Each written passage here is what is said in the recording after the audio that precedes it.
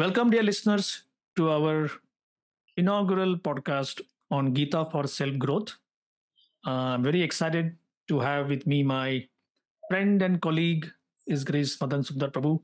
I'm Shyamanandas.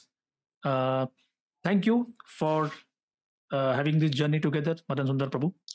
Thank you so much, Prabhuji, for this whole initiative and the plan to start reading Bhagavad Gita and to share some of our experiences. Thank you so much. So, should I share what we have today in our first episode? I'm excited for it. Please. We begin with the first chapter of the Bhagavad Gita. It is entitled Observing the Armies on the Battlefield of Kurukshetra. And I hope if we can touch three core points. Now, I would like to assure our listeners that this is not meant for those who have read the Gita or those who know Sanskrit or those who are fairly conversant with the topics. We would like to take even the most cursory of readers or those who just know a little bit of the Bhagavad Gita. Like we have in India, people born in India, brought up in India, and the only thing they know is something to do with the Pandavas and Kauravas, something to do with the fighting between the cousins. So, yeah. So this is the first verse of the first chapter. Dhritarashtra uvacha धर्मक्षेत्रे कुरुक्षेत्रे समवेतायुयुत्सवः मामकः पाण्डवाश्चैव किमकुर्वत Sanjaya. Dhritarashtra said, O Sanjay, after my sons and the sons of Pandu assembled in the place of pilgrimage at Kurukshetra, desiring to fight, what did they do? So Srila Prabhupada in his beautiful explanation begins by saying, Bhagavad Gita is the widely read theistic science summarized in the Gita Mahatmya or the glorification of the Gita. There it says that one should read Bhagavad Gita very scrutinizingly with the help of a person who is a devotee of Sri Krishna and try to understand it without personally motivated interpretations. So, my first point here is I see many people, especially young folk, who very candidly say that, Sir, I am an atheist. So, what could the Gita offer me? Let us begin with this small point. Do you come across people who say that, forgive me, but I am not a believer? Correct. What do I do? Correct. So, if in case I am asked this question, my take always is I always bring out that particular discussion that Arjuna and Krishna has in 6th chapter, where Arjuna talks about his mind, and I always quote that Chanchalam Himana Krishna Pramati Balavadradam, and so forth the verse. It's not only about, unfortunately, we call it as a religious textbook. It's not about that. It talks about a profound wisdom on human psychology. 2nd chapter, we talk about Dhyayato Vishyan Pumsa. How does a person become victim to his bad habits? Because it begins with contemplation. It is also called Yoga Shastra. Bhagavad Gita is called Yoga Shastra, which means, we need to really control our mind. So people talk about living an independent life. People talk about living a free life. But how can we live a free life if we are controlled by our mind and senses? So actually, Bhagavad Gita paves the way for us to really find that freedom, to really make that decision that ought to be in our favor. Very often we make decisions based on our conditionings, helplessly. Atha kena prayoktayam papam charati purusha. By what I'm impelled to commit sinful activities. Like that, there are many, many instances and examples of human psychology which is described in Bhagavad Gita. That actually, I always say, Bhagavad Gita, if not anything, Krishna has spoken this Bhagavad Gita to help us really live a life that a human being deserves. Not a life that society have made us today to live like an animal. Sorry to say that, may sound harsh, but we are kind of forced to live according to our senses. Therefore, you have billboards. You look at any billboard, you get attracted, you get carried away. No, I want to make a choice if I want to drink or eat something. Not that because somebody throws an advertisement, I say, oh no, I have to do it now. So Bhagavad Gita, that's the way Bhagavad Gita starts with. Of course, it has more deeper level of subject matters, but that's the first level of understanding. Back to you. Very good. I am very happy that you made this point of living your life. Otherwise, for many, it is just one day after another. I don't know why I lived yesterday, what I did today, what I'm going to do tomorrow. So, friends, I the way I see this is, I would say, if you just have an open mind, you're welcome. You don't need to have any pre-qualification. You don't need to know Sanskrit. You don't need to be pious. You don't need to do any charity. And I draw this, that's my last point about this first theme. In a lecture which Prabhupada gave in a Pandal program in Hyderabad, and in India, he would always encourage Indians, this is your legacy, this is your heritage, pick it up, kind of use it in your own life, and help spread it all over the world for the benefit of others. Normally, it won't happen, but that day, one Indian gentleman raised his hand and said, I would like to ask a question. And Prabhupada said, yes. He said, Swamiji, you spoke so nicely about how one should accept the Bhagavad Gita. To be very honest, I don't have faith to accept it. Now, for those of us in India, we know that we are not supposed to be so upfront, especially in front of sadhus. We are supposed to say yes, yes, yes. We may not do those things later, but at least in front of them, we are supposed to be very servile.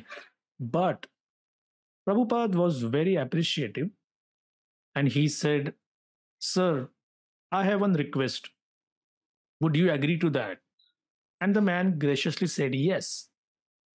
My request is, I am fully with you when you say I cannot accept the Bhagavad Gita blindly. My request is, please do not reject it blindly. Agreed. Profound. And this is where I would like to say that if somebody feels that, oh, they say this is the theistic science, and I am not that kind of theistic, sir, madam, whoever you are, if you're just open minded, and would like to experiment, just like the first time you go and taste Chinese food, you just experiment with something. Someone tells you this goes well with this, or with South Indian, Mexican, continental, any kind of cuisine. Similarly, take the Bhagavad Gita as a new item and taste it. That's all we would ask. Next, Madan Sundar Prabhu, is the issue of interpretation. Yeah, correct. And there it is said that, okay, here is a like a medicine is to be taken in a proper way. The label says something. So this is the label on the Bhagavad Gita bottle. Read Gita very scrutinizingly with the help of a person who is a devotee of Sri Krishna, and try to understand it without personally motivated interpretations. The example of clear understanding is there in the Gita itself, in the way the teaching is understood by Arjun, who heard the Gita directly from the Lord. So, any thoughts on what is a personally motivated interpretation? Just like any endeavor, when a person does, he always asks for what's in for me. Yeah. So, as Srila Prabhupada often writes, there will be something called as Bhagavad Saptas or, pravachans on spiritual text that has become like their own, kind of a profession or a business for one personal well-being. So when a subject matter of personal well-being comes into a picture, then there is a upfront disregard for others and what to speak of the Lord. Just like not to, say anything for anyone for that reason, but let's say talk about the field of medicine. The field of medicine is such a profession as such, it is supposed to help others. But oftentimes we come across stories where, in fact, people in that profession are cheating innocent people to make extra money. Giving wrong advice, probably, or getting them hooked to some kind of a medicine so that they become their customer for lifelong, etc., etc. So the profession of medicine, or let's say doctor, medical field, is not expected to do that. Similarly, people who are taking to spiritual textbooks like Bhagavad Gita and others are not supposed to bring in their personal agenda or personal well-being. We are supposed to be a transparent medium. So I feel it is more to do with where a person is quite egoistic, self-centered. He does think for oneself rather than doing things as being described here. Therefore, the interpretation comes. And the biggest reason for interpretation that I could add here, I think quickly on the spot right now, is because there's always an inherent envy. How can somebody be greater than I? How can I Oh, declare that Krishna is the Supreme Personality Godhead where actually I want to be that person? So, in my humble opinion, I guess that's where the interpretation kicks in. What are would you you hinting add? at Krishna's personality or his character always looks a little bit confusing, tricky, he's cunning. We will come to that later because we have the whole book of Krishna in front of us. Uh, in my golden beginning days, now of course there is nothing like golden olden days, but beginning days I would say. Someone said I had asked this question in a Gita class, and the teacher he ordered, he requested, "Can I get a glass of water, please?" And then he tells someone, "Okay, the devotee who brought the glass of water," he said, "Now don't start drinking it." He said, "No, it's for you." He said, "No, but start drinking it." So someone tells someone to bring a glass of water, and the person who brings a glass of water is told to drink. He's a bit confused. Hmm. And after he drank half the glass, he says, "Now do you understand? If I say I need a glass of water, the correct interpretation is to give it to me. But if you drink it on your own, that's like a personally motivated interpretation." So, just last tiny bit of point. One college student was arguing with me that isn't someone like Prabhupada, Ramanujacharya, Madhvacharya, all the great acharyas, when they want someone to follow the Bhagavad Gita and become a devotee of Krishna, isn't that their own ambition?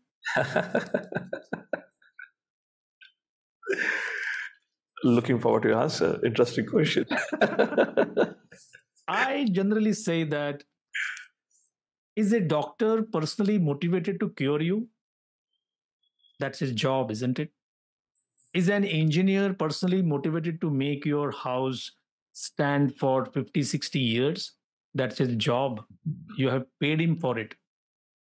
So basically, any kind of book on the Bhagavad Gita where, and Prabhupada is very objective, any book where the the teaching is understood by Arjun the way Arjuna has understood it, that should be considered bona fide.